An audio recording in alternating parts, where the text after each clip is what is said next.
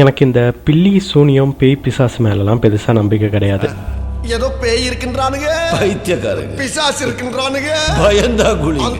ஆனால் நான் இந்த மாதிரி பேய் பிசாசு பில்லி சூனியம் சம்மந்தமான நிறைய சம்பவங்களை என் ஃப்ரெண்ட்ஸ் மூலமாகவோ இல்லை என் ஃபேமிலி மூலமாகவோ கேள்விப்பட்டிருக்கேன். அதெல்லாம் கேட்கும்போது சில விஷயங்கள் இதெல்லாம் உண்மையாகவே நடக்க வாய்ப்பு இருக்கான்னு யோசிக்க வைக்கும். இந்த பில்லி சூனியம் மாதிரியான விஷயங்கள் இந்தியாவில் மட்டும் இல்லை, உலகத்தில் பல இடங்களில் இதெல்லாம் மக்களுக்கு ஒரு நம்பிக்கையாகவே இருக்குது. மெக்சிகோவில் பிளாக் மேஜிக்னு சொல்லப்படுற இந்த பில்லி சூனியம் ரொம்பவே ஃபேமஸ். இந்தியாவோட அசாமில் கூட ஒரு வருஷமும் ஒரு கிராமத்தில் சில பெண்களை சூனியக்காரிகள்னு பட்டம் சூட்டப்பட்டு அப்புறம் அவங்க கொல்லப்படுறாங்களாம்.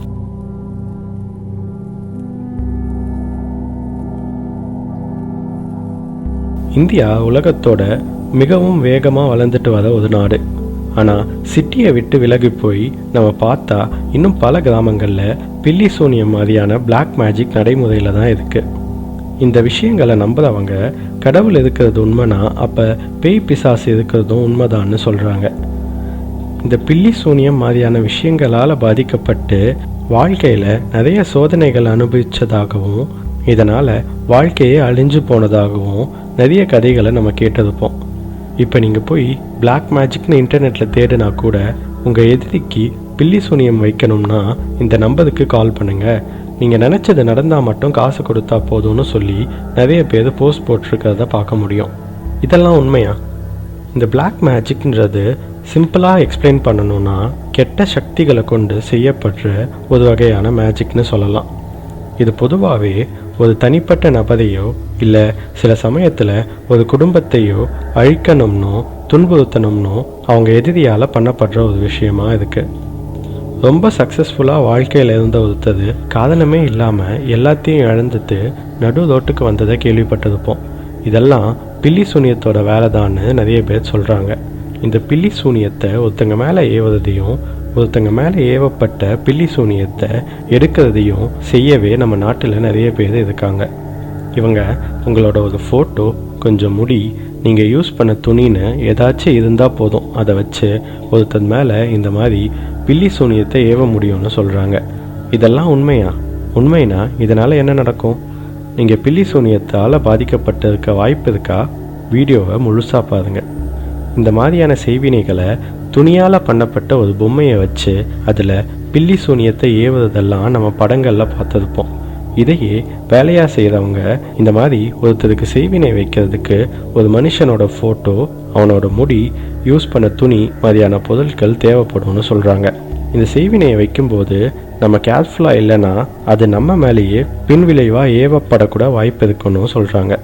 இந்த பில்லி சூனியத்தை ஒருத்தர் மேலே ஏவ இவங்க ஆயிரக்கணக்கில் காசும் வாங்குறாங்க. இந்த மாதிரி பில்லி சூனியம் ஒருத்தர் மேலே ஏவப்பட்டால் என்னென்ன மாதிரியான அறிகுறிகள் இருக்கும்னு இவங்க சொல்கிறாங்கன்னு பார்க்கலாம். உங்களுக்கு யாருமே இல்லாத ஒரு இடத்துல யாரோ சத்தமாக சிரிக்கிற மாதிரியோ இல்லை அழுத மாதிரியோ சத்தம் கேட்டிருக்கா?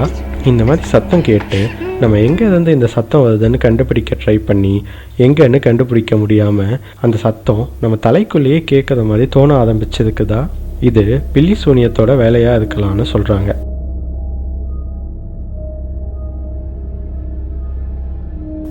எப்பவும் நம்ம ஒரு விஷயத்தை பண்ணால் சில சமயத்தில் அது நம்ம நினச்ச மாதிரி நடக்கும், சில சமயத்தில் அது நம்ம நினச்ச மாதிரி நடக்காது. ஒரு விஷயம் நம்ம நினச்ச மாதிரி நடக்கிறதுக்கு நமக்கு கொஞ்சம் லக்கும் இருக்கணும்னு சொல்லுவாங்க. ஒருவேளை நீங்கள் நினைக்கிற எந்த விஷயமும் நடக்கலைன்னா உங்களுக்கு லக்கு இல்லைன்னு நினைக்கலாம். இதுவே உங்கள் மேலே பில்லி சூனியம் ஏவப்பட்டதுக்கான அறிகுறியாக கூட இருக்கலாம்னு சொல்கிறாங்க.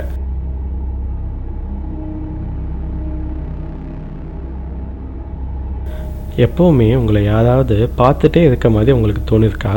அப்படி உங்களுக்கு தோணுதுன்னா அது கூட பில்லி சூனியம் உங்கள் மேலே ஏவப்பட்டதுக்கான அறிகுறியாக இருக்கலாம்னு சொல்கிறாங்க. இது மட்டும் இல்லாமல் உங்கள் பக்கத்தில் யாரோ படுத்திருக்க மாதிரி தோணி எழுந்து பார்த்தா பக்கத்தில் யாரும் இருக்க மாட்டாங்க. உங்கள் பேரை யாரோ கூப்பிடுற மாதிரி தோணும், ஆனால் பார்த்தா யாரும் இருக்க மாட்டாங்க. இது மாதிரி பல அறிகுறிகளை வச்சு உங்களால் பில்லி சூனியம் ஏவப்பட்டிருக்கிறத கண்டுபிடிக்க முடியும்னு சொல்கிறாங்க. ஆனால் மனநல மருத்துவர்கள் இதெல்லாம் ஸ்ட்ரெஸ்னால் வர ஒரு அறிகுறி தான்னு சொல்கிறாங்க. நீங்கள் இதை பற்றி என்ன நினைக்கிறீங்கன்னு உங்கள் கருத்துக்களை கமெண்ட்ஸில் சொல்லுங்கள்.